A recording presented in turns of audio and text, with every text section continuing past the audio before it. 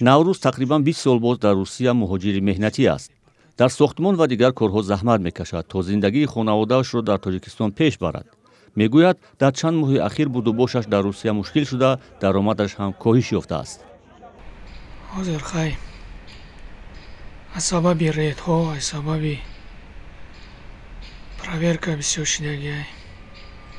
Кор аст, кор бисёр, тафтишот бисёр шидагиай. Мардума бисёртар депортатсия кардан роҳӣ кардесан. Хай бо оили камегири Тоҷикистон ракӣ мекунӣ.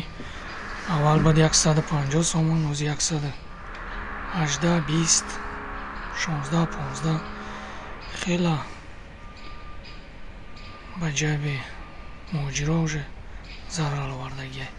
бонки ҷаҳонӣ дар гузориши ахири худ навиштааст ки соли гузашта рушди иқтисоди Тоҷикистон 8.3% будааст. ин бонк пешгӯӣ кардааст ки дар пайи мушкилоти муҳоҷирони корӣ дар Русия ки пас аз ҳамла ба толори консертии Крокус сурат гирифт, даромади муҳоҷирон коҳиш меёбад.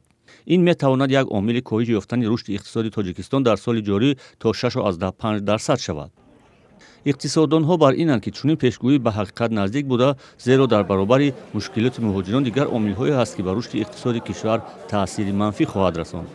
албатта ҳукумати Тоҷикистон дар 2 соли оянда як давраи хеле ба назар мерасад душворе дар пеш хоҳад дошт, чунки аз як су эҳтимоли кам шудани даромади муҳоҷирони кории тоҷик, сахттар шудани вазъи кору зиндагии онҳо дар Русия аз эҳтимол дур нест. аз сӯи дигар дар 2 соли оянда Тоҷикистон бояд қарзи асосие ки аз ҳисоби фурӯши авроқҳои гаронбаҳо ва ё ҳамон евробондҳое ки ба беш аз $500 миллион фурӯхта буд, бояд онҳоро баргардонад ва ин албатта сарбории бисёр гароне барои буҷаи Тоҷикистон хоҳад буд.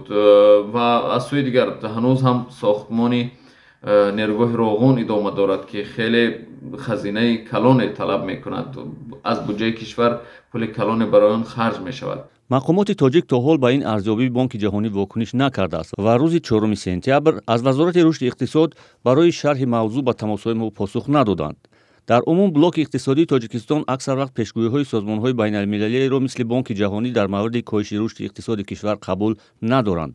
дар вазорати рушди иқтисод ва савдо гуфтанд, дар 6 моҳаи якуми соли равон устувории нишондодҳои макроиқтисодӣ дар Тоҷикистон дар маҷмӯъ таъмин гардида, ҳаҷми маҷмӯи маҳсулоти дохилӣ 61.7 миллиард сомонӣ ва суръати рушди воқеии он 8.2%-ро ташкил додааст.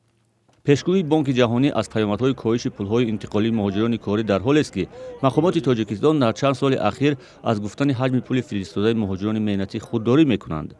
бино ба арзёбии созмонҳои байналмилалӣ, пули интиқолии муҳоҷирони тоҷик ба 3/1 маҷмӯи маҳсулоти дохилӣ баробар аст.